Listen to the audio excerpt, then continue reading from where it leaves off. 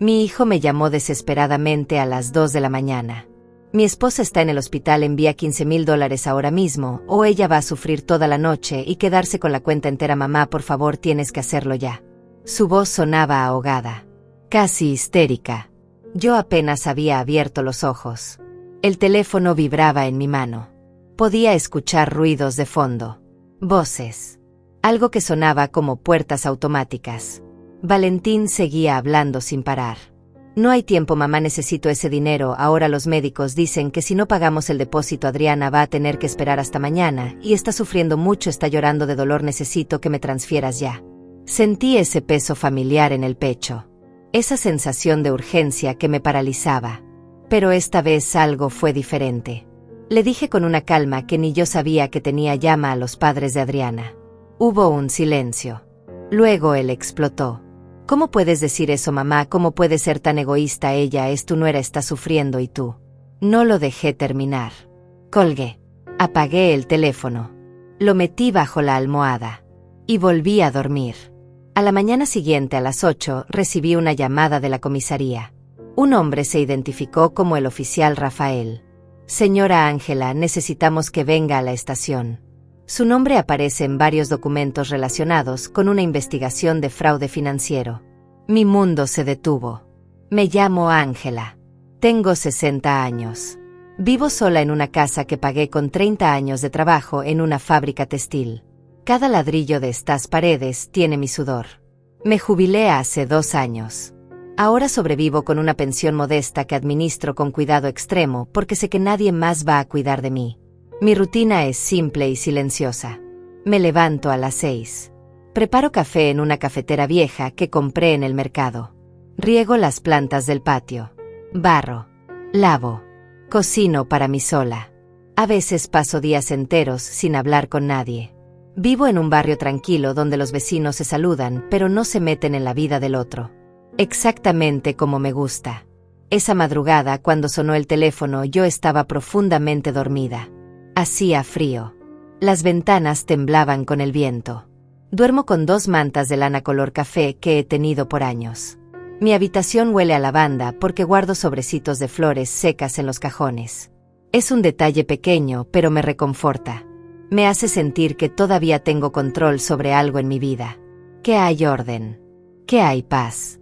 Cuando vi el nombre de Valentín en la pantalla, mi corazón se disparó antes de que mi cerebro pudiera reaccionar.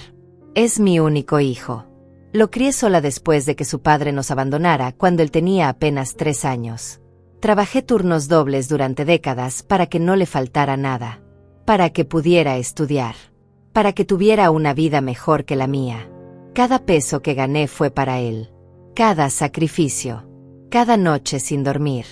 Cada comida que me salté para que su plato estuviera lleno.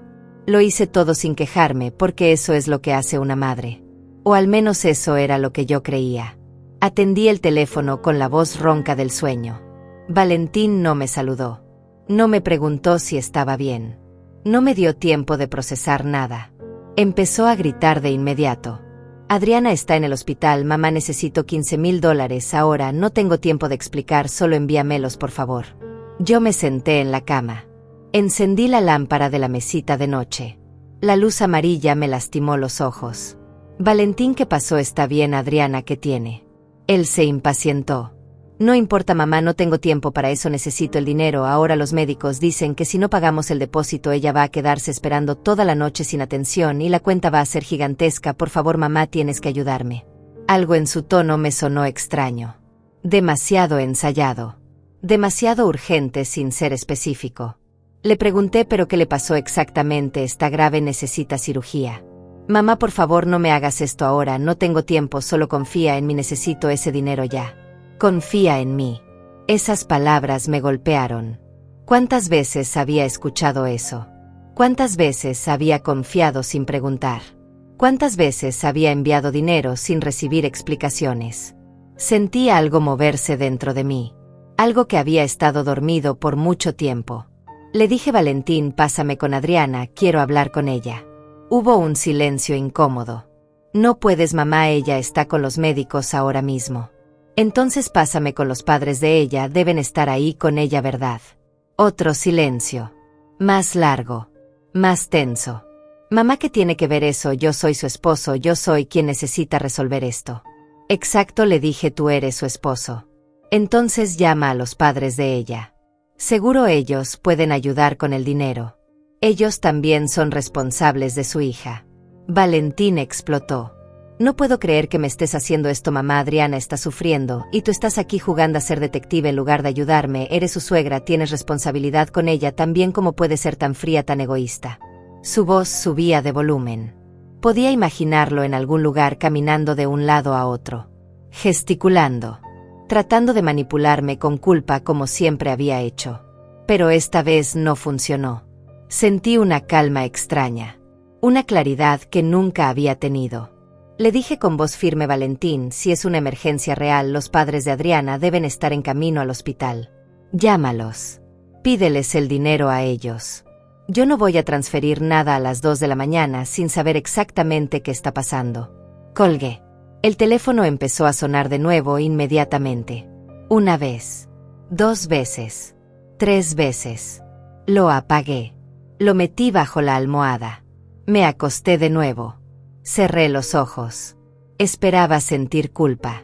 Esperaba sentir ese nudo en el estómago que siempre aparecía cuando le decía que no a Valentín. Pero no sentí nada de eso. Sentí alivio. Sentí paz. Y me quedé dormida. Desperté a las 7 de la mañana. La luz entraba por las cortinas delgadas de mi habitación. Afuera se escuchaban los pájaros.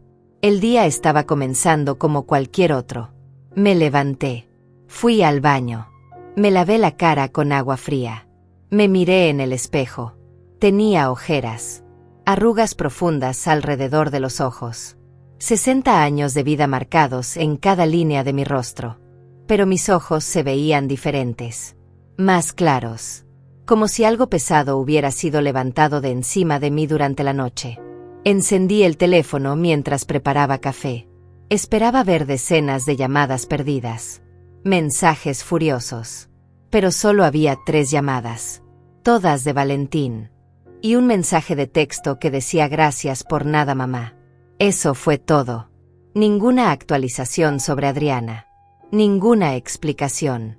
Nada que confirmara que realmente había una emergencia. Tomé mi café despacio. Sentada en la mesa de la cocina. Mirando por la ventana hacia el patio donde mis plantas crecían en macetas desparejas. Sentí algo extraño. Una mezcla de alivio y tristeza. Alivio porque finalmente había dicho que no. Tristeza porque sabía lo que eso significaba. A las 8:10 sonó el teléfono.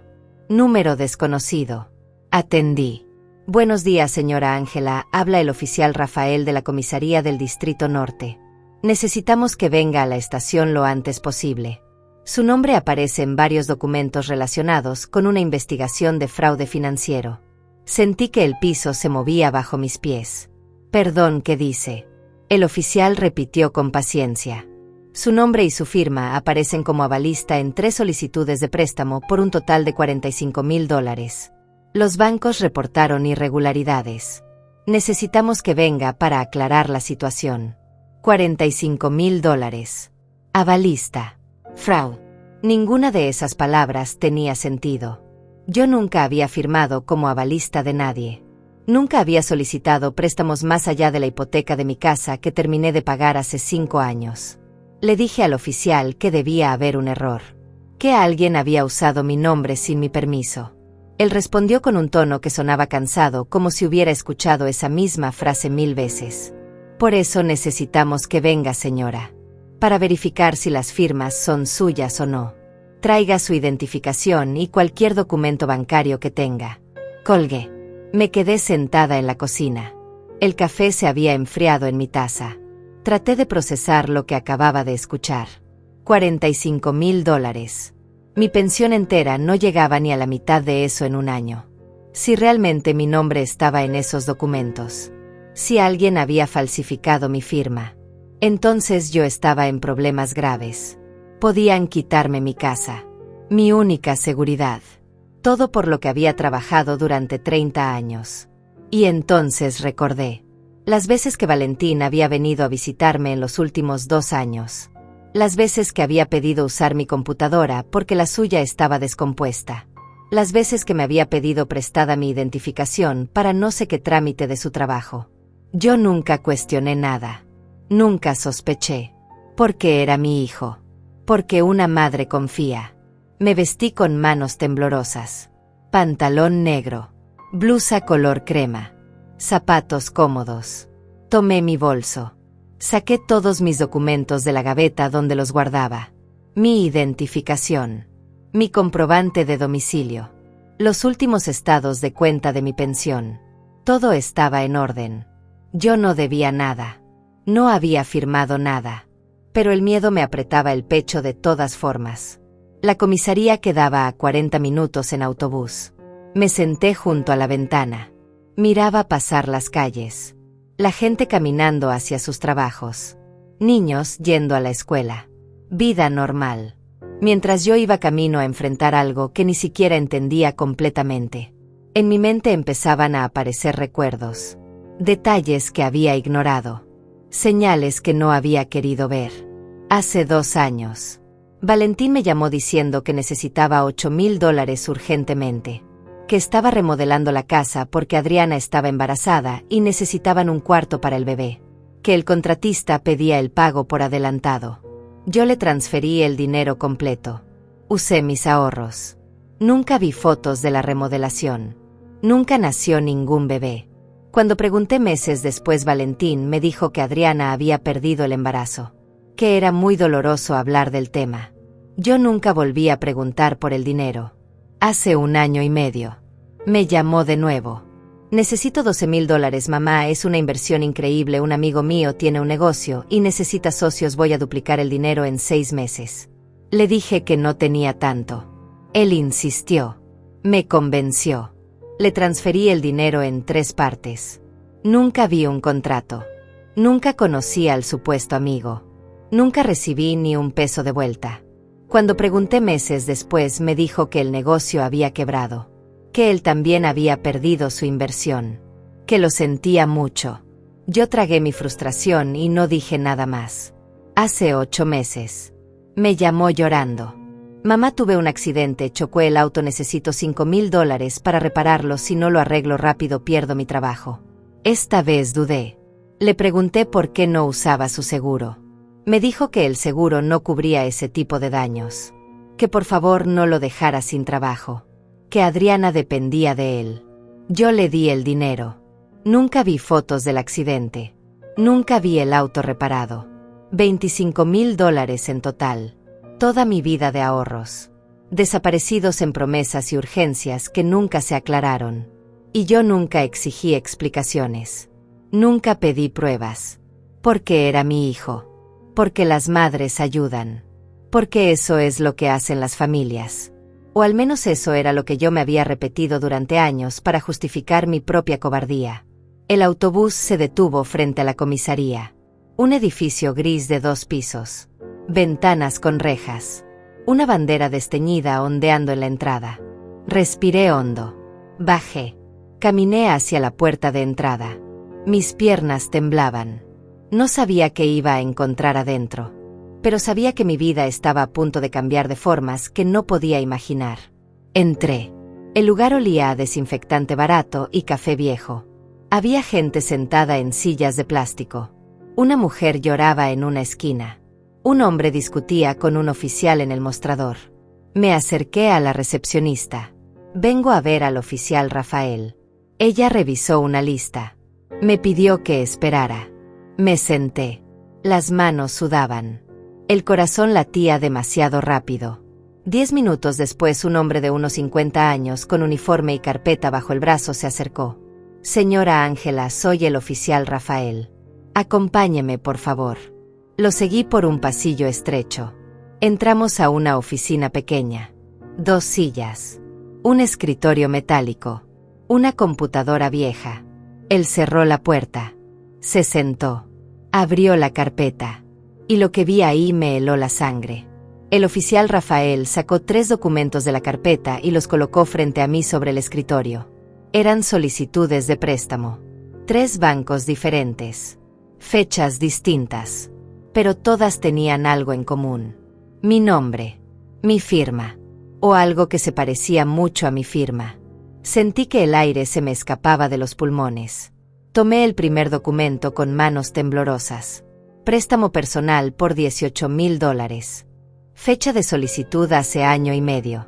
Banco del Centro. Mi nombre completo. Mi número de identificación. Mi dirección. Y una firma que se parecía a la mía, pero que yo no había hecho. El oficial me observaba en silencio.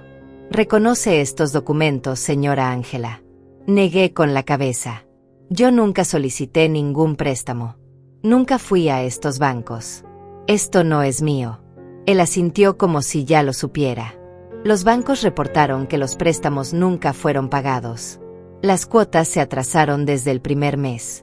Cuando intentaron contactarla, usted nunca respondió porque los números de teléfono que aparecen en las solicitudes no son suyos. Miré los documentos de nuevo. Efectivamente, había un número de celular que no reconocía. Un correo electrónico que no era mío. Tomé el segundo documento. Banco Nacional. $15,000. Hace un año exactamente. La misma historia. Mi nombre. Mi identificación. Una firma casi idéntica a la mía. Datos de contacto falsos. El tercero era peor. $12,000. Hace 8 meses. Banco Internacional. El oficial Rafael se inclinó hacia adelante. Señora, necesito que sea completamente honesta conmigo. Alguien tuvo acceso a sus documentos personales. Alguien que conoce su firma lo suficientemente bien como para imitarla. Alguien que sabía su número de identificación, su dirección, sus datos personales. Piense bien. ¿Quién ha tenido acceso a esa información? No necesitaba pensar mucho. Solo había una persona. Valentín. Mi hijo. El único que entraba a mi casa cuando quería. El único que había tomado prestada mi identificación varias veces. El único que me había pedido usar mi computadora donde yo guardaba copias digitalizadas de mis documentos. El único que había estado pidiéndome dinero desesperadamente durante los últimos 2 años. Pero no podía decirlo en voz alta. No todavía. No hasta estar completamente segura. Le dije al oficial que necesitaba tiempo para revisar bien los documentos. Él asintió. Entiendo que es difícil, pero necesito que entienda la gravedad de la situación. Los bancos van a proceder legalmente. Si no se resuelve esto, van a embargar sus bienes. Van a ir contra usted porque su nombre aparece como deudora. A menos que podamos demostrar que fue víctima de fraude. Y para eso necesitamos identificar al responsable. $45,000. Esa cantidad me daba vueltas en la cabeza. Era más de lo que yo ganaba en 2 años de pensión. Era suficiente para quitarme mi casa. Para dejarme en la calle. Para destruir todo lo que había construido. Sentí rabia. Una rabia profunda y caliente que me subía desde el estómago hasta la garganta. Pero también sentí algo más. Claridad. Recordé la llamada de anoche. Las 2 de la mañana. $15,000. La urgencia. La desesperación. Adriana en el hospital. Todo encajaba ahora. Valentín no necesitaba el dinero para ninguna emergencia médica. Necesitaba cubrir sus deudas. Los préstamos que había sacado a mi nombre. Los bancos lo estaban presionando. Y él hacía lo que siempre había hecho. Venir a mí. Exigir. Manipular. Usar mi amor de madre como una herramienta. El oficial me entregó copias de los 3 documentos. Llévese esto. Revíselo con calma. Si recuerda algo, cualquier detalle que pueda ayudarnos, llámeme. Me dio una tarjeta con su número. También le recomiendo que hable con un abogado. Va a necesitar representación legal cuando los bancos presenten la demanda. Tomé los papeles. La tarjeta. Salí de esa oficina sintiéndome 10 años más vieja. Cuando llegué a casa eran casi las 11 de la mañana. Me senté en la mesa de la cocina. Extendí los 3 documentos frente a mí. Los estudié línea por línea. Las fechas coincidían perfectamente. El primer préstamo por $18,000. Hace año y medio. Exactamente 2 semanas después de que le transferí $8,000 a Valentín para la supuesta remodelación del cuarto del bebé. El segundo préstamo por 15,000. Hace un año. Un mes después de que le di 12,000 para la inversión que nunca existió. El tercer préstamo por 12,000. Hace 8 meses. Justo después de darle 5,000 para el accidente de auto. El patrón era claro. Valentín me pedía dinero para una emergencia. Yo se lo daba. Y luego inmediatamente después él sacaba un préstamo a mi nombre por una cantidad aún mayor. Estaba usando mi dinero y mi crédito simultáneamente, duplicando su ganancia.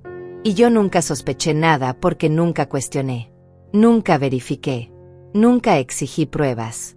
Me levanté, fui a mi habitación, abrí el cajón donde guardaba viejas fotografías, busqué hasta encontrar lo que necesitaba, documentos viejos, cartas. Y ahí estaba. Una felicitación de cumpleaños que Valentín me había enviado hace 3 años. Con su firma. La comparé con las firmas en los documentos de préstamo. No eran idénticas. Pero se parecían demasiado. Él había practicado. Había estudiado mi firma lo suficiente como para imitarla de forma convincente.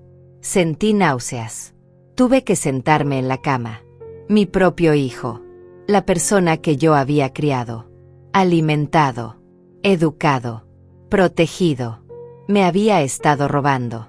No solo el dinero que le di voluntariamente, sino mi identidad, mi crédito, mi futuro. Y lo había hecho fríamente, calculadamente, durante años. Sonó el teléfono. Miré la pantalla. Valentín. Dejé que sonara. 1 vez, 2 veces, 3 veces. Finalmente atendí. Su voz sonaba casual. Demasiado casual. Hola mamá, ¿cómo estás? Como si nada hubiera pasado. Como si no me hubiera llamado a las 2 de la mañana exigiéndome $15,000. Como si no me hubiera insultado cuando le dije que no. Le pregunté con voz fría cómo está Adriana. Hubo una pausa breve. Está bien, ya salió del hospital. Resultó que no era tan grave como pensaban. Ya está en casa descansando.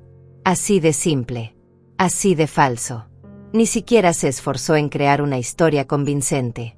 Porque nunca había tenido que hacerlo. Yo siempre había creído todo sin cuestionar. Le dije, Valentín, necesito que vengas a mi casa. Tenemos que hablar. Él se puso a la defensiva inmediatamente. ¿De qué tenemos que hablar, mamá? Si es sobre lo de anoche, ya te dije que Adriana está bien, no necesito el dinero ya. No es sobre eso. Ven esta tarde. Es importante. Dudó. Está bien, voy como a las 5. Colgué. Tenía 6 horas para prepararme. 6 horas para decidir cómo enfrentar a mi hijo.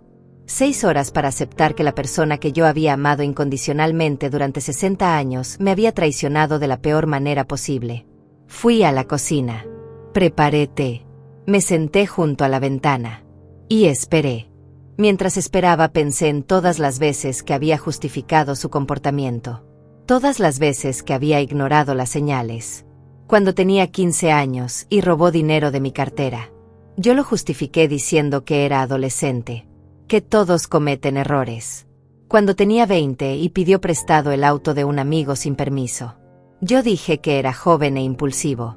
Cuando tenía 25 y perdió 3 trabajos en un año, siempre culpando a otros. Yo dije que todavía estaba encontrando su camino. Siempre había excusas. Siempre había razones. Y yo siempre las acepté porque era más fácil que enfrentar la verdad. Que mi hijo tenía un problema serio. Que mi hijo me veía como un recurso. Como una fuente inagotable de dinero y perdón. No como una madre. No como una persona. Solo como alguien que podía usar.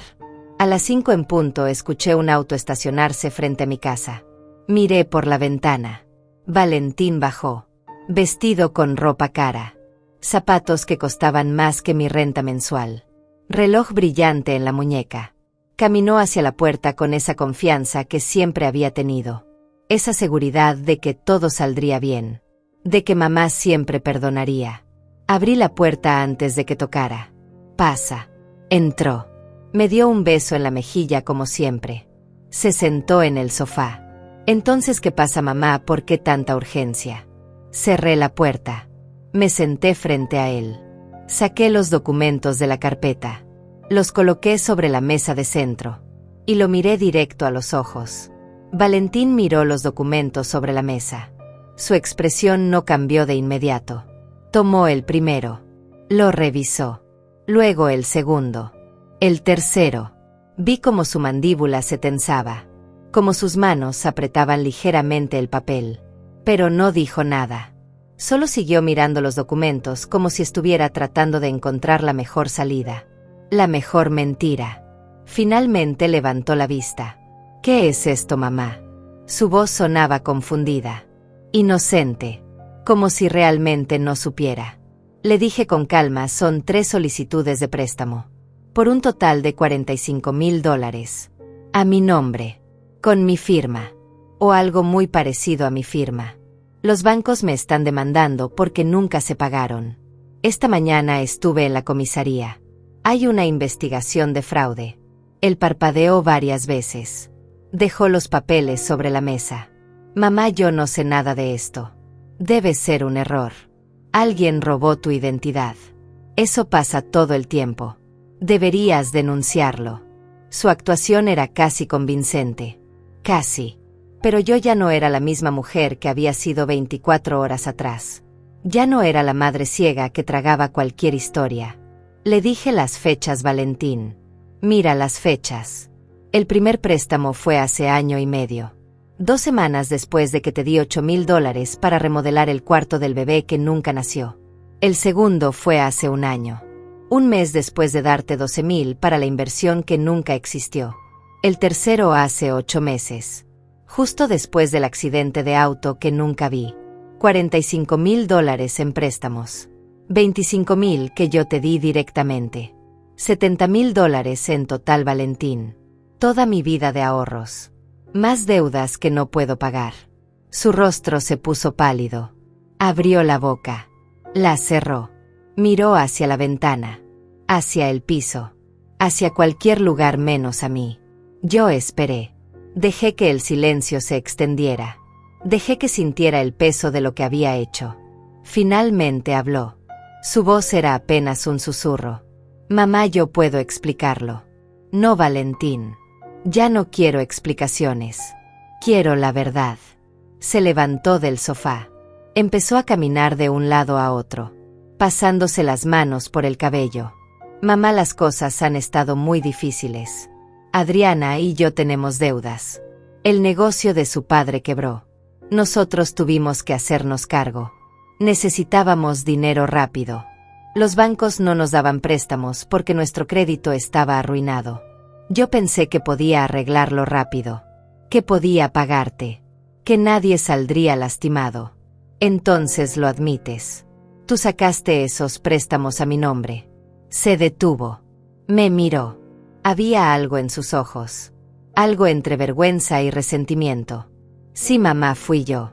Pero solo porque estábamos desesperados. Solo porque no teníamos otra opción. Yo iba a pagar todo, lo juro. Pero las cosas se complicaron más de lo que pensé. Sentí esa rabia de nuevo. Esa rabia fría y pesada. Le dije, tú tenías opciones, Valentín. Podías conseguir un trabajo mejor. Podías reducir tus gastos. Podías vender ese auto lujoso que tienes afuera. Ese reloj que traes puesto. Podías hablar honestamente conmigo. Pedirme ayuda de verdad. Pero en lugar de eso me robaste. Falsificaste mi firma. Arruinaste mi crédito. Pusiste en riesgo mi casa. Y encima me seguiste mintiendo. Anoche me llamaste pidiendo 15,000 más. ¿Para qué, Valentín? Para cubrir las cuotas de estos préstamos que sacaste a mi nombre. Él se dejó caer de nuevo en el sofá. Puso la cabeza entre las manos. Mamá, lo siento. De verdad lo siento. No sabía qué más hacer. Adriana me presionaba todo el tiempo. Decía que su familia tenía dinero. Que vivían bien. Que ella merecía el mismo estilo de vida. Yo solo quería darle lo que ella quería. Quería ser un buen esposo. Y robándole a tu madre era la forma de ser un buen esposo. Él levantó la cabeza bruscamente. Yo no te robé. Tú eres mi mamá. Lo que es tuyo es mío también. Así funcionan las familias. Tú siempre me dijiste que harías cualquier cosa por mí, que me apoyarías siempre. Sentí como si me hubieran abofeteado. Así que eso era lo que él pensaba. Que mi amor incondicional significaba que él podía tomar lo que quisiera, usar lo que quisiera, destruir lo que quisiera, sin consecuencias. Le dije con voz temblorosa: apoyarte no significa dejar que me destruyas, Valentín. Apoyarte no significa permitir que cometas fraude, que arruines mi vida. Yo trabajé 30 años en una fábrica. 30 años levantándome a las 5 de la mañana, aguantando turnos dobles, sacrificando todo, para tener esta casa, para tener seguridad. Y tú lo tiraste todo a la basura porque tu esposa quiere vivir como rica. Él se puso de pie de nuevo. Su expresión cambió. La vergüenza desapareció. Apareció algo más oscuro. Ay, mamá, siempre tan dramática. No es para tanto. Los bancos pueden esperar. Tú no vas a perder nada. Yo voy a arreglar esto. Solo necesito más tiempo. Y necesito que dejes de comportarte como si fuera un criminal. Soy tu hijo. Cometí un error. Los hijos cometen errores y las madres perdonan. Así es. No, Valentín. Los hijos cometen errores cuando son niños. Tú tienes 35 años. Eres un adulto. Y esto no fue un error. Esto fue un plan. Un plan que ejecutaste durante 2 años. Mentira tras mentira. Robo tras robo. Él soltó una risa amarga. Está bien, mamá, ya entendí. Quieres hacerte la víctima. Quieres que me sienta culpable. Pues no va a funcionar. Tú tienes dinero guardado. Sé que tienes. Siempre has sido tacaña. Nunca quisiste gastar en nada. Viviendo en esta casa vieja. Con muebles viejos. Ropa vieja. Mientras yo tuve que arreglármela solo. Sus palabras me cortaban. Pero también me abrían los ojos. Este no era el niño que yo había criado. O tal vez sí lo era. Tal vez yo nunca había querido ver quién era realmente. Tal vez había estado tan ocupada amándolo que nunca le enseñé a ser responsable. A ser honesto. A tener empatía. Le dije: Valentín, vete de mi casa. Él me miró sorprendido. ¿Qué? Que te vayas. Ahora. Mamá, no seas ridícula. Tenemos que resolver esto. No hay nada que resolver. Tú cometiste fraude. Yo voy a reportarlo. Voy a decirle al oficial Rafael que fuiste tú. Voy a darte la opción de ir tú mismo a confesar. Pero si no lo haces, yo lo haré. Su rostro se transformó completamente. La máscara se cayó. Me miró con odio puro. No te atreverías. Soy tu hijo. Si me denuncias, voy a ir a la cárcel. Mi vida se va a arruinar. Adriana me va a dejar. Todo se va a destruir. Y va a ser tu culpa. Tú vas a ser la madre que metió a su propio hijo a la cárcel. ¿Cómo vas a vivir con eso? Le sostuve la mirada. Voy a vivir mucho mejor que viviendo sabiendo que mi hijo me destruyó y yo no hice nada. Vete, Valentín. Se acercó a mí. Su voz bajó. Se volvió amenazante. Mamá, piénsalo bien. Si me denuncias, yo puedo decir muchas cosas también. Puedo decir que tú sabías de los préstamos. Que estábamos de acuerdo.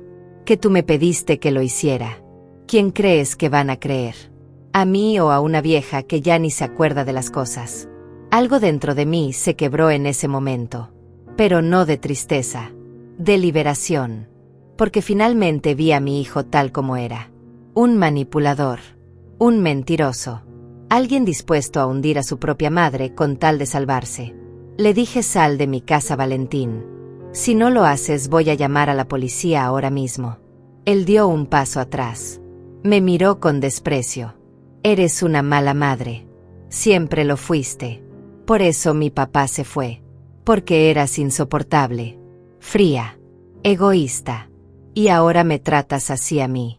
Tu único hijo. Caminó hacia la puerta. Antes de salir se volteó. Vas a arrepentirte de esto, mamá. Cuando estés sola. Cuando nadie venga a visitarte. Cuando te mueras sola en esta casa horrible. Vas a recordar este momento. Y te vas a arrepentir. Cerró la puerta con fuerza. Escuché el auto arrancar. las llantas rechinando al irse. Me quedé de pie en medio de la sala, temblando, llorando, pero también respirando como no había respirado en años. Me quedé parada en medio de la sala durante no sé cuánto tiempo. Las lágrimas corrían por mi rostro, pero no hacía ningún sonido. Solo temblaba. Las palabras de Valentín daban vueltas en mi cabeza. Mala madre. Fría. Egoísta. Vas a morir sola. Parte de mí quería creerle. Parte de mí quería correr detrás de él. Disculparme. Decirle que todo estaría bien. Que mamá lo arreglaría como siempre. Pero algo más fuerte me detuvo. Una voz interior que nunca antes había escuchado. Una voz que decía basta. Basta de sacrificarte. Basta de permitir que te destruyan. Basta de confundir amor con autodestrucción. Me sequé las lágrimas. Respiré profundo. Fui a la cocina. Preparé té con manos temblorosas. Me senté junto a la ventana. Y por primera vez en mi vida dejé que el dolor existiera sin tratar de arreglarlo inmediatamente. El teléfono sonó. Valentín. Rechacé la llamada. Volvió a sonar. Rechacé de nuevo. Empezaron a llegar mensajes. Mamá, lo siento, no quise decir eso. Mamá, contesta por favor. Mamá, no hagas esto. Mamá, piensa en la familia. Apagué el teléfono.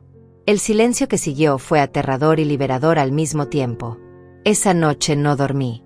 Me quedé sentada en la oscuridad de mi sala. Pensando, recordando, procesando 60 años de decisiones. 60 años de poner a otros primero. De tragarme mis necesidades. De creer que ser buena madre significaba desaparecer. Significaba no tener límites. No tener voz. Solo dar y dar hasta que no quedara nada. A las 6 de la mañana me levanté. Me bañé. Me vestí con cuidado. Pantalón gris. Blusa blanca. El cabello recogido. Me maquillé ligeramente. Quería verme fuerte. Porque iba a hacer algo que me aterraba. Iba a pedir ayuda. Salí de casa a las 8.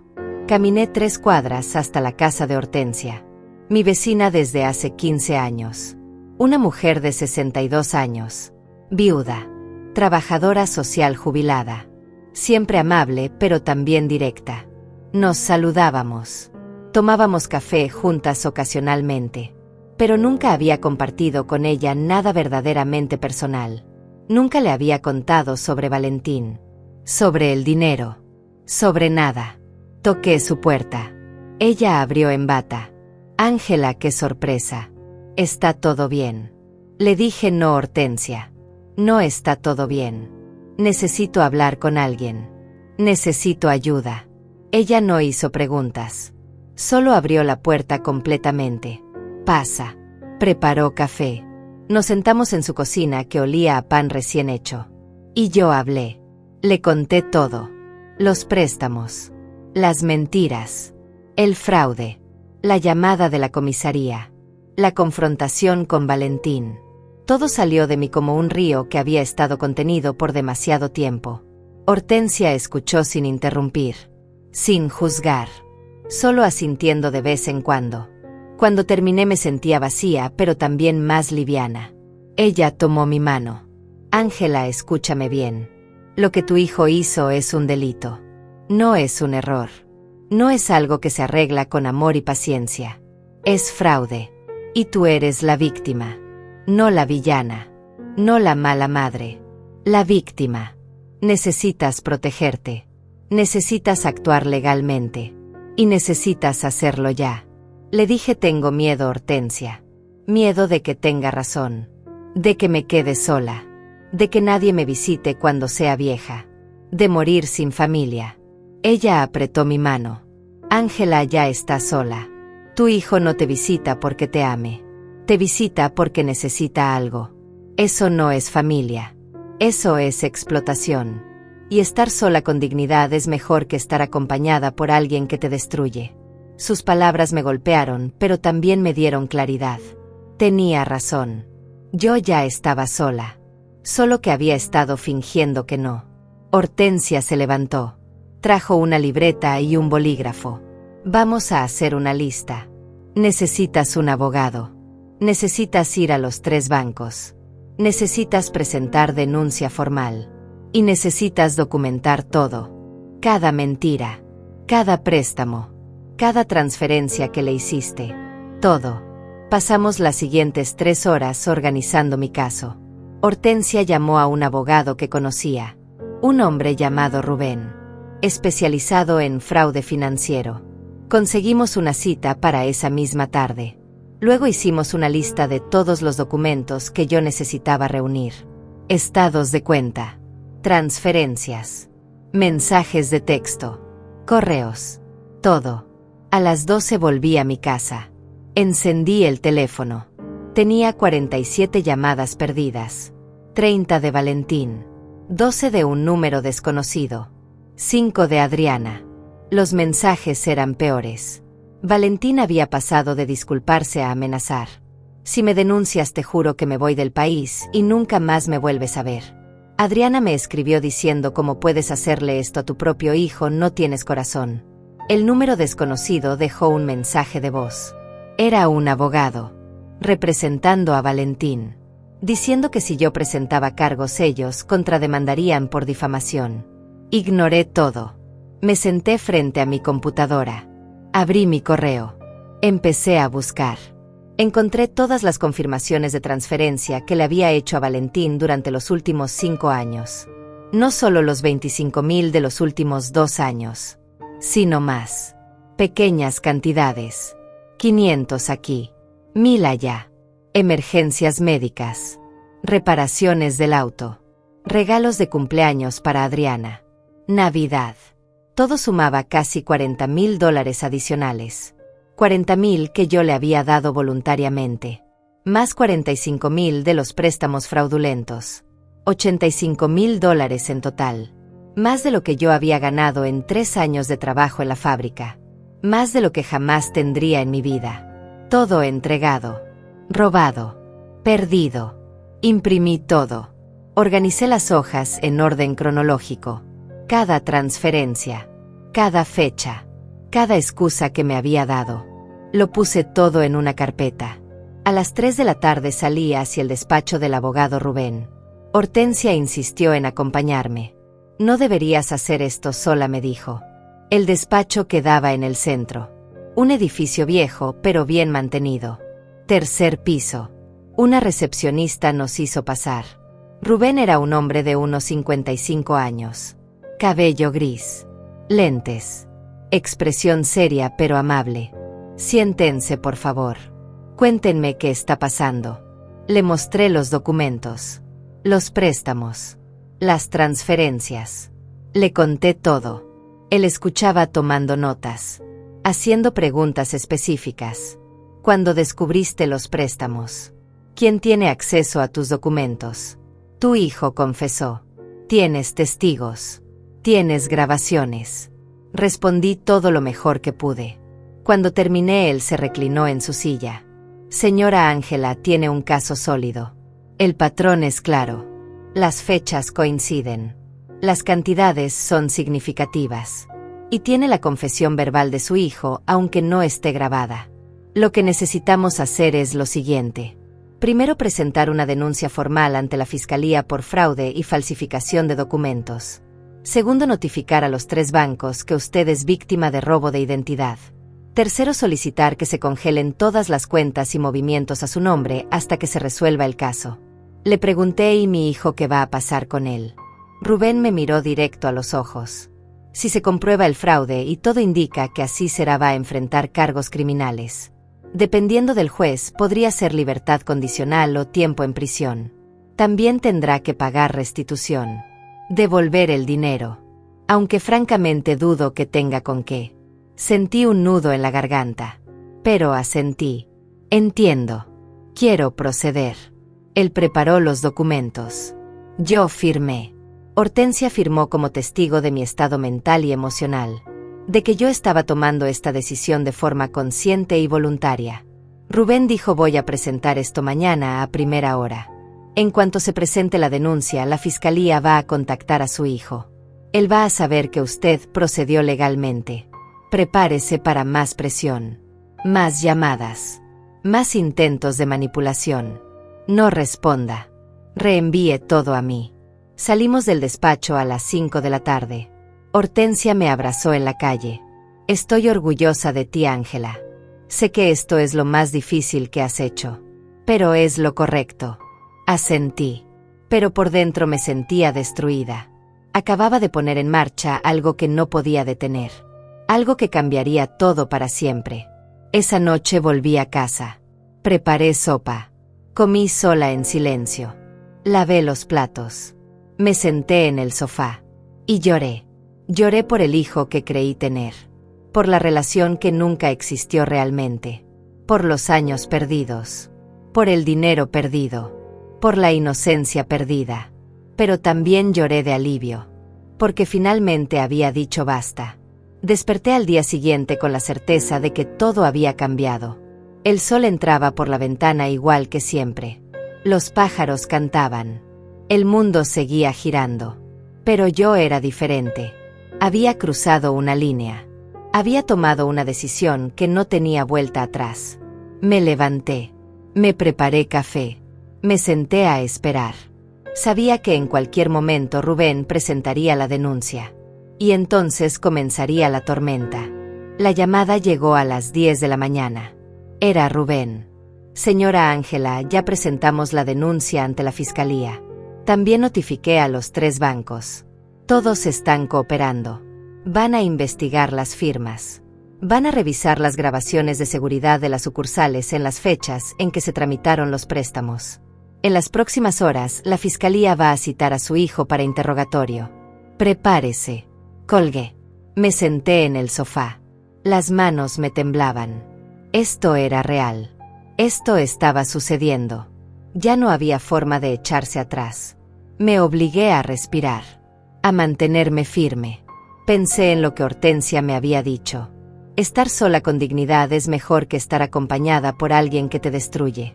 A las 11:30 sonó el timbre. Miré por la ventana. Era Adriana. Sola. Vestida elegantemente. Tacones altos. Bolso de marca. Maquillaje perfecto. Dudé si abrir. Pero algo me dijo que enfrentarla era parte del proceso. Abrí la puerta. Ella entró sin esperar invitación. Su perfume llenó la sala. Un aroma caro. Sintético. Se quitó los lentes oscuros.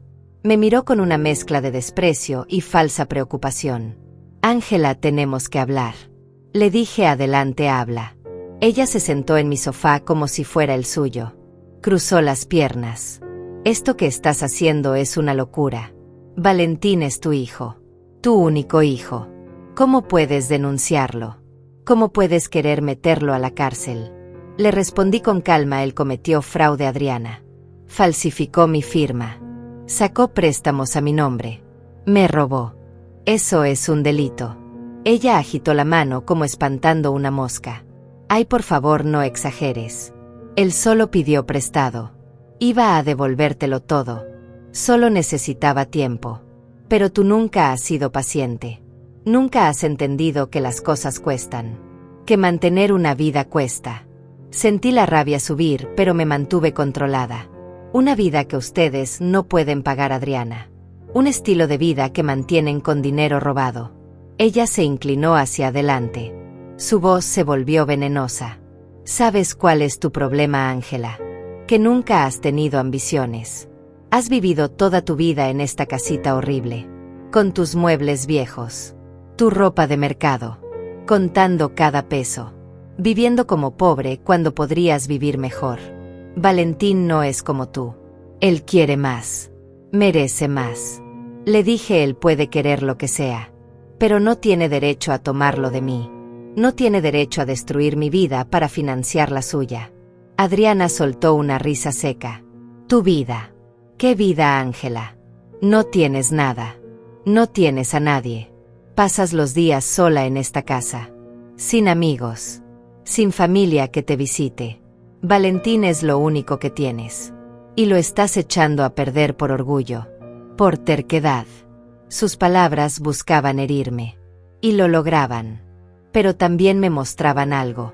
Me mostraban quién era realmente. ¿Quién había estado influyendo en Valentín todos estos años? Le dije a Adriana, tú sabías de los préstamos. Ella parpadeó. ¿Qué? ¿Qué tú sabías? Valentín no hizo esto solo. Ustedes lo planearon juntos. Necesitaban dinero para mantener su estilo de vida, para aparentar. Y decidieron robármelo a mí. Ella se puso de pie. Su máscara de preocupación desapareció completamente. No tienes pruebas de eso. Yo no firmé nada. Mi nombre no está en ningún documento. Esto es entre tú y Valentín. No me metas a mí. Exacto, dije. Tu nombre no está. Porque fuiste lo suficientemente lista para dejar que él cargara con todo. Para que él fuera el único responsable si algo salía mal. ¿Qué clase de esposa hace eso? Su rostro se endureció. Una esposa inteligente. Una que sabe cuidarse. No como tú que te pasas la vida sacrificándote por un hijo que ni siquiera te aprecia. Esas palabras deberían haberme destrozado. Pero en cambio me dieron claridad. Porque confirmaban lo que yo ya sabía. Valentín no había hecho esto solo. Había tenido ayuda. Había tenido a alguien empujándolo. Justificándolo. Haciéndole creer que robarle a su madre estaba bien. Le dije quiero que te vayas de mi casa, Adriana. Ella tomó su bolso. Se puso los lentes. Caminó hacia la puerta. Antes de salir se volteó. Cuando Valentín vaya a la cárcel. Cuando pierdas a tu único hijo. Cuando te quedes completamente sola. Acuérdate de que tú elegiste esto. Tú preferiste el dinero sobre tu familia. Cerró la puerta con fuerza. Me senté de nuevo. Respiré profundo. El dinero. Siempre volvían al dinero. Como si eso fuera lo importante. Como si yo estuviera haciendo esto por dinero y no por dignidad. Por respeto. Por la simple verdad de que lo que hicieron estuvo mal. Profundamente mal. El teléfono sonó. Número desconocido. Atendí. Señora Ángela, habla el fiscal Ezequiel Morales. Necesito que venga mañana a las 9 de la mañana a declarar. Vamos a interrogar a su hijo hoy en la tarde. Necesitamos su testimonio completo. Acepté. Me dio la dirección. Colgué. Llamé a Rubén. Le conté sobre la visita de Adriana. Él escuchó en silencio. Luego dijo anote todo lo que ella le dijo. Cada palabra. Aunque no tengamos grabación, su testimonio puede ser útil. Especialmente si ella admitió que sabía de los préstamos. Eso podría complicarles más las cosas a ambos. Pasé el resto del día escribiendo. Todo lo que recordaba de la conversación con Adriana. Todo lo que Valentín me había dicho. Cada detalle. Cada amenaza. Cada manipulación. Las palabras fluían. Páginas y páginas. Era doloroso, pero también liberador. Ver todo escrito. Negro sobre blanco. Sin espacio para dudas o interpretaciones. Esa noche Hortensia vino a cenar. Trajo sopa y pan. Comimos juntas en mi cocina. Ella me preguntó cómo me sentía. Le dije asustada. Triste. Pero también aliviada. Como si finalmente estuviera haciendo algo correcto después de años de hacer todo mal. Ella asintió. El camino correcto no siempre es el más fácil, Ángela. Pero es el que te deja dormir en paz. Me preguntó si había pensado en qué pasaría después. Cuando todo esto terminara. Le dije que no. Que solo estaba tratando de sobrevivir un día a la vez. Ella tomó mi mano. Vas a salir de esto. Vas a recuperar tu vida. Y vas a aprender que puedes estar bien sin ellos. Mejor incluso. Esa noche dormí un poco mejor. Sabiendo que al día siguiente tendría que enfrentar a la fiscalía. Tendría que declarar contra mi propio hijo. Tendría que decir en voz alta frente a extraños que él me había robado. Que me había mentido. Que me había destruido. Pero también sabiendo que era necesario. Que era el único camino hacia adelante. Me desperté a las 6. Me bañé. Me vestí con mi mejor ropa. Pantalón negro. Blusa color perla. Zapatos cerrados. Quería verme respetable. Fuerte. No como una víctima, sino como una sobreviviente. Desayuné poco. El estómago me daba vueltas. Hortensia pasó por mí a las 8. Vamos juntas, dijo. No tienes que hacer esto sola. Llegamos a la fiscalía a las 9 en punto. Un edificio grande. Pasillos fríos. Gente esperando en bancas. Oficiales caminando de un lado a otro. Me anunciaron. Esperamos. A las 9:20 salió un hombre alto. Traje oscuro. Corbata seria. Señora Ángela, soy el fiscal Ezequiel Morales. Acompáñeme, por favor. Entramos a una oficina. Había otra persona. Una mujer con grabadora. El fiscal me pidió que me sentara. Me explicó el proceso. Voy a hacerle preguntas. Usted responde con la verdad. Todo queda grabado. Su testimonio será usado en el caso contra su hijo. ¿Entiende? Asentí. Entiendo. Comenzó. Cuénteme desde el principio. Cuando empezó a sospechar que algo andaba mal. Respiré profundo. Y empecé a hablar. Hablé durante casi 2 horas. El fiscal Ezequiel tomaba notas mientras la grabadora capturaba cada palabra. Le conté todo desde el principio. Los pedidos de dinero que empezaron hace 5 años. Las excusas que siempre sonaban urgentes. Los $8,000 para el cuarto del bebé que nunca existió. Los $12,000 para la inversión que se evaporó. Los $5,000 para el accidente que nunca vi. Cada transferencia. Cada mentira. Cada promesa rota. Luego le conté sobre la madrugada hace 3 días. La llamada a las 2 de la mañana. Los $15,000 que exigía para Adriana. Como por primera vez en mi vida le dije que no. Cómo colgué. Cómo volví a dormir. Y como a la mañana siguiente el oficial Rafael me llamó diciendo que mi nombre estaba en una investigación de fraude. El fiscal me mostró los 3 documentos de préstamo. Los mismos que yo ya había visto. Me pidió que confirmara si esas eran mis firmas. Tomé cada papel. Los estudié. La firma se parecía mucho a la mía. Pero había diferencias sutiles. La inclinación de ciertas letras. La presión del trazo. No dije. Esas no son mis firmas. Yo nunca estuve en esos bancos. Nunca solicité esos préstamos. Nunca autoricé nada de esto. Me preguntó quién tenía acceso a mis documentos personales.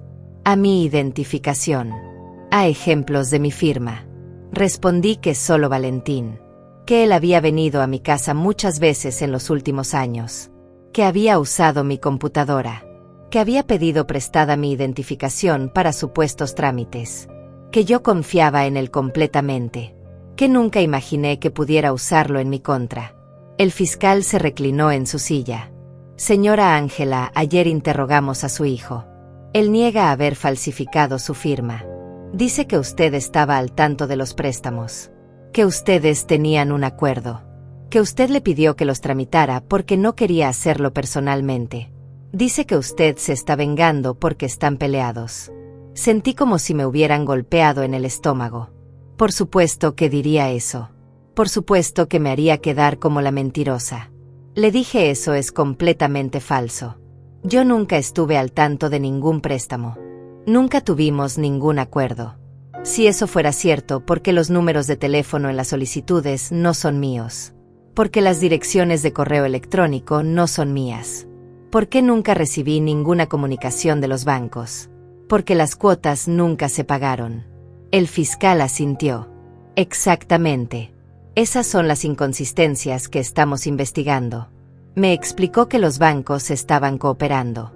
Que habían revisado las grabaciones de las cámaras de seguridad de las fechas en que se tramitaron los préstamos. Que en las 3 ocasiones apareció un hombre solo. No una mujer de 60 años.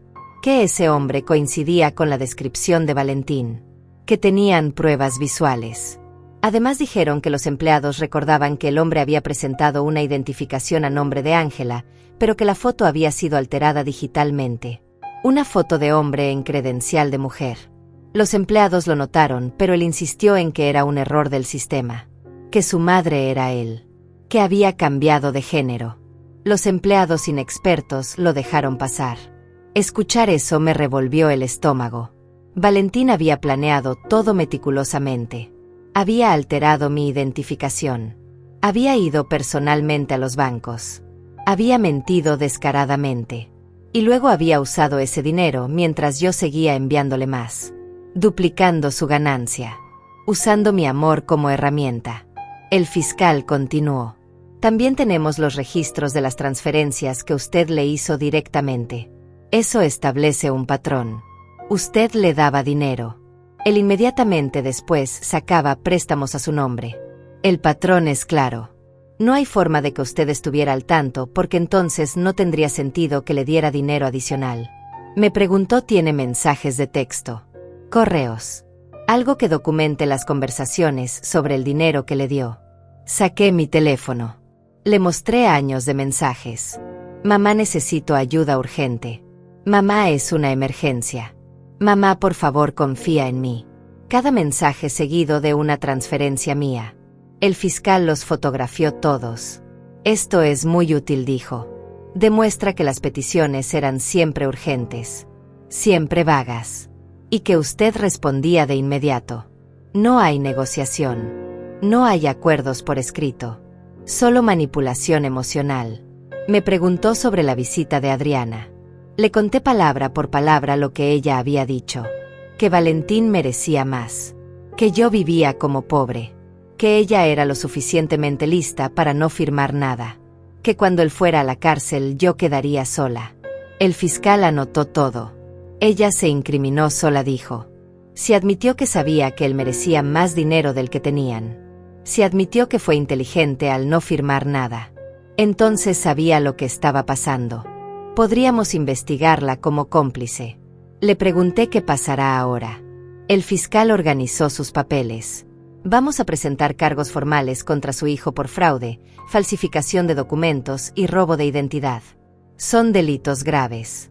Dependiendo del juez, podría enfrentar entre 3 y 7 años de prisión. También tendrá que pagar restitución. Devolver los $45,000 más intereses y daños. En cuanto a usted, los bancos van a retirar las demandas en su contra. Usted quedará libre de responsabilidad. Su crédito será restaurado. Sentí alivio y dolor al mismo tiempo. Alivio porque no perdería mi casa. Dolor porque mi hijo iría a la cárcel. El fiscal pareció leer mi mente. Señora Ángela, entiendo que esto es difícil. Pero su hijo cometió delitos serios. No solo contra usted, sino contra el sistema bancario. Contra la ley. Las consecuencias son necesarias. No para castigarlo, sino para proteger a otras personas. Porque si esto queda impune, él lo volverá a hacer. Con usted o con alguien más. Tenía razón. Lo sabía. Pero eso no hacía que doliera menos. Me levanté. Gracias, fiscal. Por escucharme. Por creerme. Él me dio la mano. Usted hizo lo correcto. Sé que no se siente así ahora. Pero con el tiempo lo verá. Protegerse no es traicionar a su hijo. Es enseñarle que las acciones tienen consecuencias. Salí de esa oficina sintiéndome exhausta. Hortensia me esperaba afuera. Me abrazó sin decir nada. Solo me sostuvo mientras yo temblaba. Luego me llevó a un café cerca de ahí. Ordenó té caliente para ambas. Nos sentamos junto a la ventana. ¿Cómo te sientes?, preguntó. No sé, dije. Siento que hice lo correcto. Pero también siento que mi vida se acabó. Que perdí a mi único hijo. Que de ahora en adelante estaré completamente sola. Hortensia negó con la cabeza. No, Ángela. Tu vida no se acabó. Apenas está comenzando. Porque por primera vez en 60 años te pusiste a ti primero. Te defendiste. Te respetaste. Eso no es un final. Es un comienzo. Pasamos la siguiente hora en silencio. Tomando té. Mirando a la gente pasar. Vida normal. Gente con problemas normales. Yo me sentía como si estuviera en otro planeta. Como si hubiera cruzado a una dimensión donde las madres denuncian a sus hijos. Donde el amor tiene límites. Donde decir no es posible. Regresé a casa al mediodía. Encontré un sobre debajo de mi puerta. Lo abrí. Era una carta. De Valentín. Escrita a mano. Letra apurada. Decía: mamá, por favor, retira la denuncia. Te prometo que voy a devolver todo el dinero. Voy a conseguir un trabajo mejor. Voy a cambiar. Pero si sigues adelante con esto, mi vida se va a arruinar. Voy a ir a la cárcel. Voy a perder todo. Adriana me va a dejar. No voy a poder conseguir trabajo nunca más. Todo por un error. Por favor, mamá, tú me enseñaste a perdonar. Tú me enseñaste que la familia se perdona. Demuéstrame que eso era verdad. Leí la carta 3 veces. Busqué una disculpa real. Un reconocimiento de lo que había hecho. Una muestra de empatía hacia mí. No había nada. Solo súplicas. Solo promesas vacías. Solo manipulación. Llamándolo un error cuando había sido un plan de 2 años. Usando mis propias enseñanzas en mi contra. Rompí la carta en pedazos pequeños. La tiré a la basura. Y en ese momento supe que había tomado la decisión correcta. Porque un hijo que realmente me amara no me habría puesto en esta posición. Un hijo que realmente se arrepintiera habría confesado antes de ser descubierto. Habría asumido responsabilidad sin condiciones. Esa noche me senté en mi sala. Miré las paredes de mi casa. Las paredes que yo había pagado. Los muebles que yo había comprado. La vida que yo había construido. Y por primera vez en mucho tiempo me sentí orgullosa. Orgullosa de haber sobrevivido. De haberme defendido. De haber dicho basta.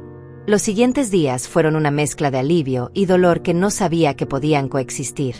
Rubén me llamó para confirmar que los bancos habían retirado oficialmente las demandas en mi contra. Mi nombre quedaba limpio. Mi crédito sería restaurado. La investigación había demostrado que yo era víctima y no cómplice. Sentí como si un peso enorme se levantara de mis hombros. Podría quedarme con mi casa. No perdería todo. Pero esa misma tarde recibí otra llamada. Era el fiscal Ezequiel.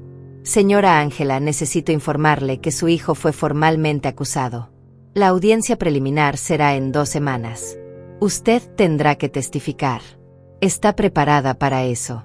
Le dije que sí, que haría lo que fuera necesario. Pero cuando colgué me temblaban las manos. Testificar significaba verlo. Mirarlo a los ojos. Decir frente a un juez y frente a él que mi propio hijo me había robado. Hortensia venía todos los días. A veces solo se sentaba conmigo en silencio. Otras veces hablábamos. Me contó de su propia vida. De cómo su esposo la había maltratado durante años. De cómo finalmente encontró el valor para irse. De cómo todos le dijeron que estaba destruyendo su familia. Que estaba siendo egoísta. Pero que al final fue la mejor decisión de su vida. Me dijo que el verdadero amor nunca destruye. Que cualquier relación que te deje vacía no vale la pena conservar. Una tarde mientras tomábamos café me preguntó qué pensaba hacer después de que todo terminara. No supe qué responder. Nunca había pensado en mi vida sin Valentín en ella. Toda mi existencia había girado alrededor de ser su madre. De cuidarlo. De ayudarlo. Ahora ese propósito había desaparecido. ¿Qué quedaba? Hortensia sugirió que me uniera a un grupo de mujeres que se reunía en el centro comunitario.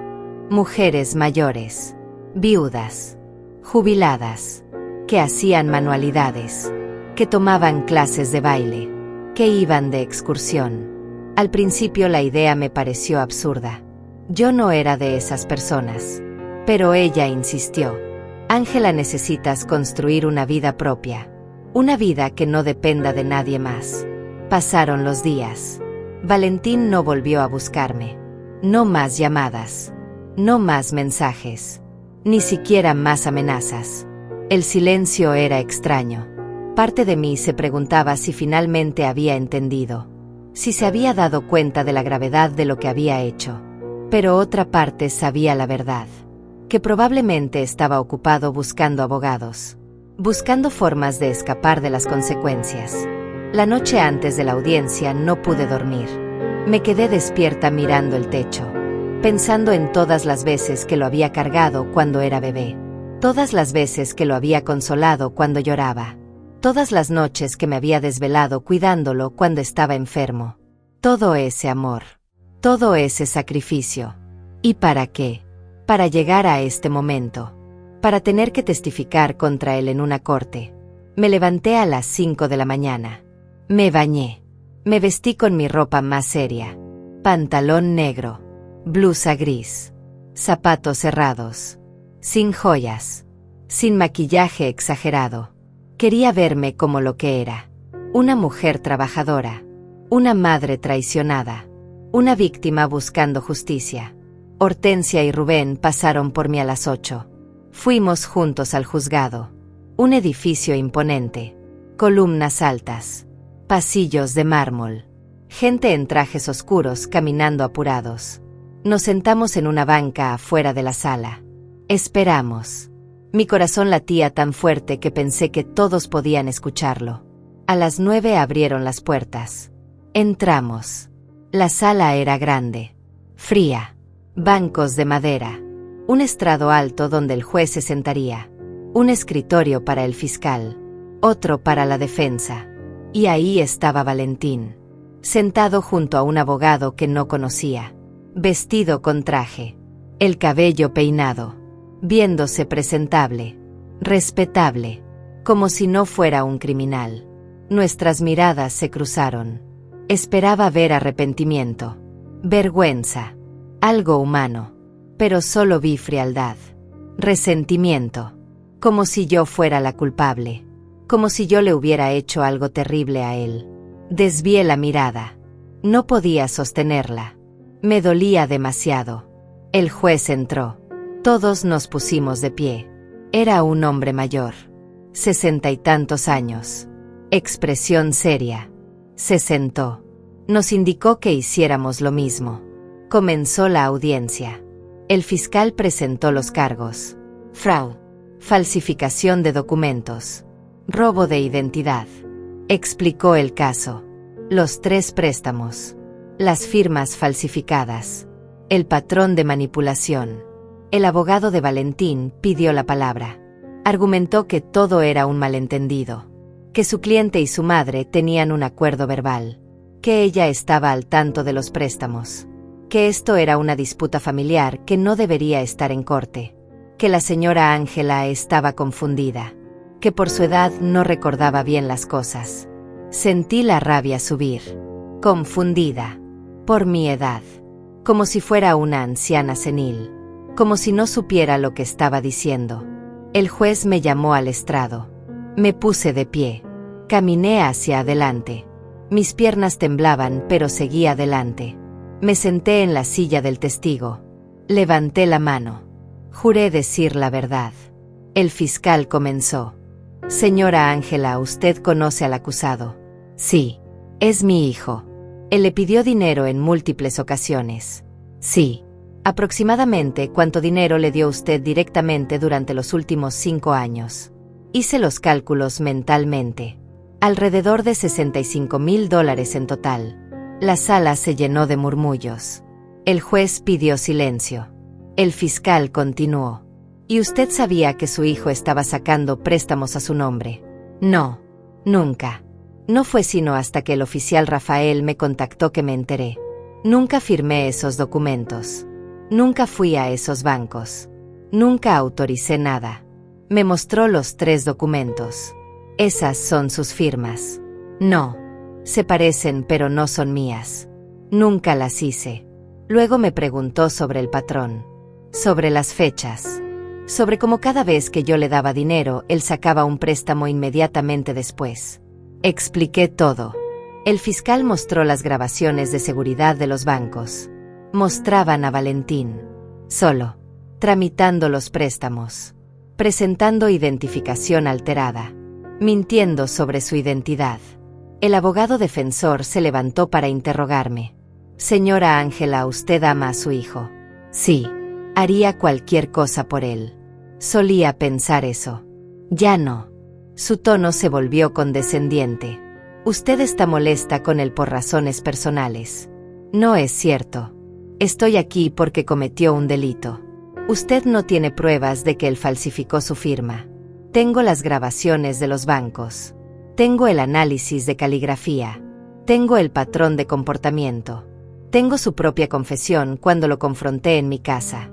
El abogado intentó desacreditarme. Señora, su memoria puede estar fallando. Tiene 60 años. Estos eventos ocurrieron hace tiempo. Mi memoria está perfecta. Recuerdo cada transferencia, cada mentira, cada promesa rota. El juez intervino. Abogado, vaya al punto o termine su interrogatorio. El abogado defensor insistió. Su hijo tiene esposa. Responsabilidades. Enviarlo a prisión arruinaría su vida. Falsificar documentos y robar $45,000 ya arruinó su vida. Yo solo estoy asegurándome de que enfrente las consecuencias. Pero es su hijo. Sí. Y me traicionó de la peor manera posible. Ninguna madre debería tener que pasar por esto. Mi voz se quebró en esa última frase. Las lágrimas comenzaron a caer. Pero no de debilidad. De rabia. De dolor. De liberación. El juez me miró con algo que parecía compasión. Puede retirarse, señora. Gracias por su testimonio. Bajé del estrado. Volví a mi asiento. No miré a Valentín. No podía. Rubén puso su mano en mi hombro. Lo hiciste bien, susurró. El fiscal llamó a otros testigos. Los empleados de los bancos. El oficial Rafael. Expertos en caligrafía que confirmaron que las firmas eran falsas. Todo el caso se construyó pieza por pieza. Finalmente el juez habló. He escuchado suficiente evidencia. El patrón es claro. Las pruebas son contundentes. El acusado Valentín será procesado por los cargos presentados. La fianza se establece en $50,000. El juicio formal será en 6 semanas. Se levanta la sesión. Golpeó el martillo. Todo terminó. Por ahora. Valentín fue esposado. Lo llevaron hacia una puerta lateral.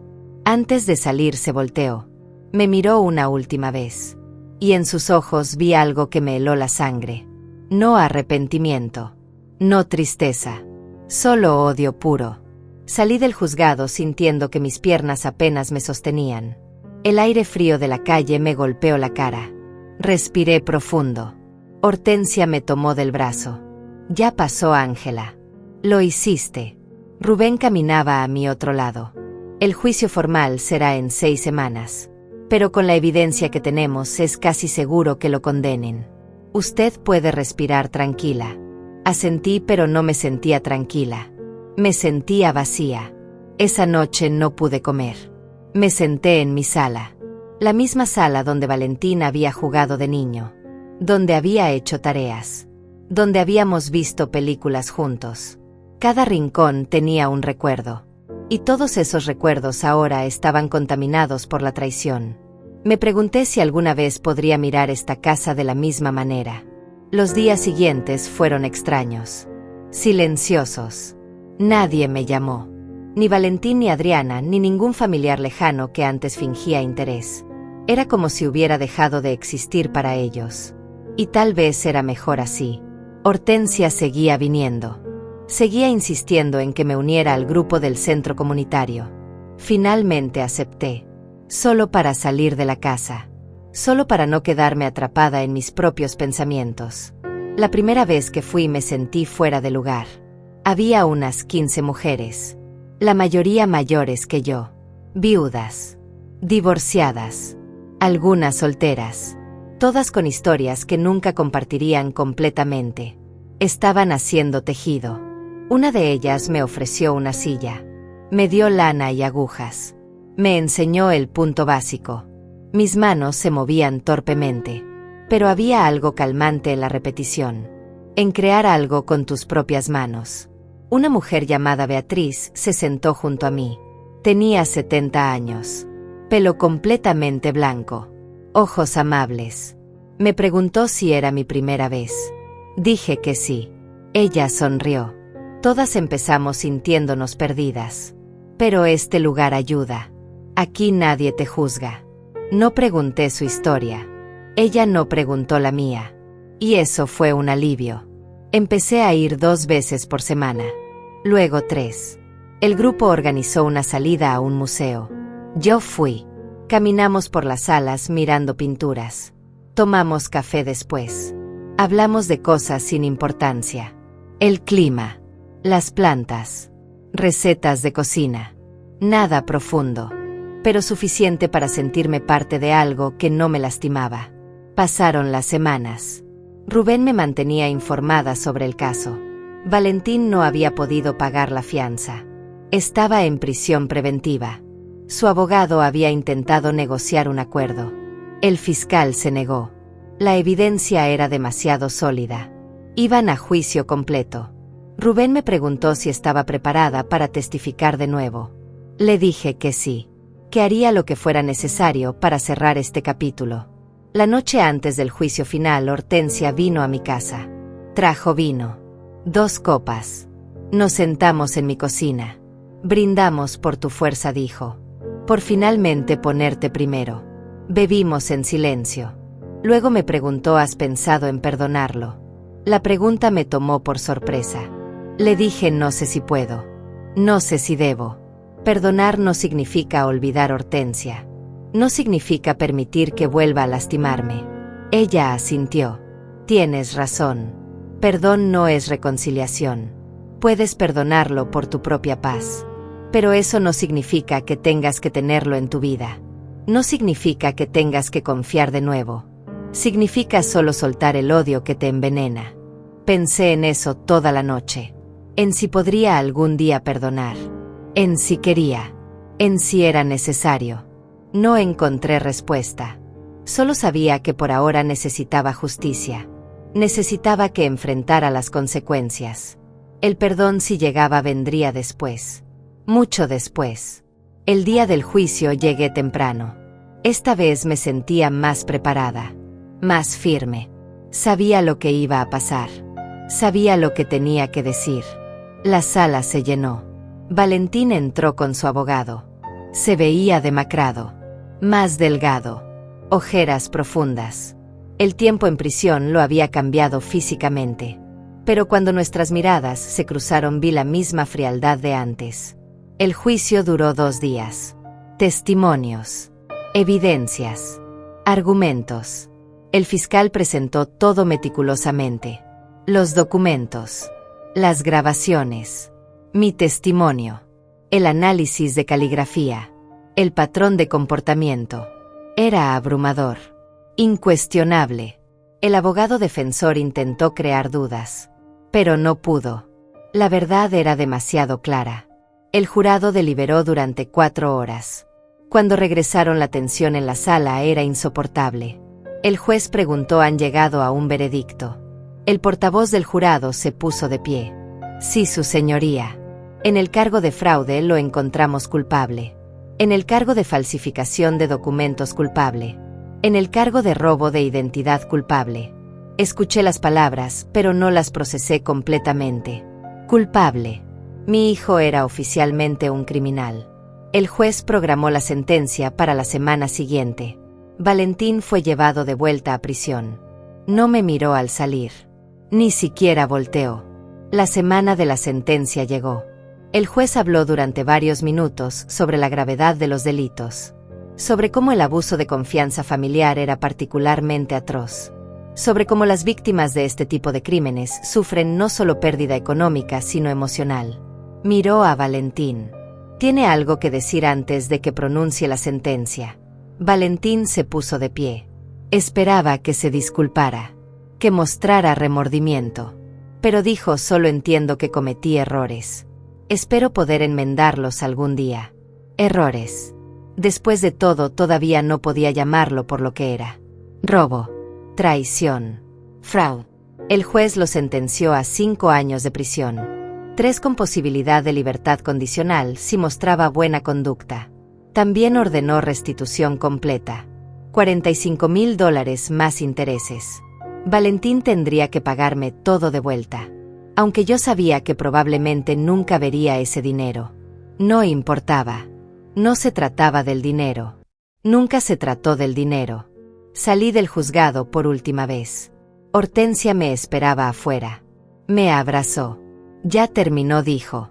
Puedes empezar a vivir. Asentí. Pero no sabía qué significaba eso. Vivir. Después de todo esto. Las semanas se convirtieron en meses. Empecé a ir más seguido al centro comunitario. Me uní a una clase de pintura. Descubrí que me gustaba mezclar colores. Crear algo desde cero. Algo que nadie podía quitarme. Beatriz se convirtió en una verdadera amiga. Íbamos juntas al mercado. Tomábamos café.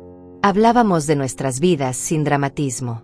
Solo dos mujeres compartiendo tiempo. Un día mientras pintaba me di cuenta de algo. No pensaba en Valentín constantemente. Pasaban horas sin que su nombre cruzara mi mente. Y cuando lo hacía no sentía ese dolor agudo. Solo una tristeza suave. Manejable. Estaba sanando. Lentamente. Pero sanando. Hortensia tenía razón. Estar sola no era lo peor que podía pasar. Lo peor era estar acompañada por alguien que te destruía. Ahora mi casa era solo mía. Mi tiempo era solo mío. Mi dinero era solo mío. Y por primera vez en 60 años, eso no me asustaba. Me liberaba. Una tarde recibí una carta. De la prisión. De Valentín. La sostuve durante varios minutos sin abrirla. Finalmente lo hice. Decía: mamá, he tenido mucho tiempo para pensar. Entiendo que te lastimé. No espero que me perdones. Solo quiero que sepas que lamento todo. Lamento no haber sido el hijo que merecías. Lamento haberte usado. Lamento todo. Leí la carta varias veces. Buscando sinceridad. Buscando algo real. No supe si creerle. Tal vez era manipulación. Tal vez era arrepentimiento genuino. Probablemente nunca lo sabría. Guardé la carta en un cajón. No la rompí. Pero tampoco la contesté. Todavía no estaba lista. Tal vez nunca lo estaría. Los meses siguieron pasando. Mi vida se llenó de pequeñas cosas. Clases de pintura. Café con amigas. Cuidar mis plantas. Leer libros. Ver atardeceres desde mi ventana. Cosas simples que antes no valoraba porque estaba demasiado ocupada preocupándome por Valentín. Un año después del juicio me senté en mi sala. Miré alrededor. La casa ya no se sentía contaminada por recuerdos dolorosos. Se sentía como mía. Como un refugio. Como el resultado de 30 años de trabajo honesto. Nadie me lo había regalado. Nadie podía quitármelo. Era mío. Pensé en todo lo que había perdido. Un hijo. Una relación familiar. Dinero. Pero también pensé en lo que había ganado. Dignidad. Paz. Respeto propio. La capacidad de dormir tranquila sabiendo que nadie estaba usando mi amor como arma. Recordé las palabras que Hortensia me había dicho meses atrás. Proteger tu dignidad no es abandonar a un hijo. Es enseñarle que el amor tiene límites. Finalmente entendía lo que significaba. El amor sin límites no es amor. Es autodestrucción. Y yo había pasado demasiados años destruyéndome. Tomé mi cuaderno. El que había empezado a usar para escribir. Y escribí mi propia frase. La que resumía todo lo que había aprendido. Amar no significa desaparecer. Significa sostenerte firme en tu verdad. Incluso cuando duele. Incluso cuando estás sola. Porque estar sola con dignidad siempre será mejor que estar acompañada por quien te destruye. Cerré el cuaderno. Miré por la ventana. El sol se estaba poniendo. Mañana saldría de nuevo. Y yo también. Una y otra vez. Hasta que un día el dolor fuera solo un recuerdo lejano. Hasta que mi vida fuera completamente mía.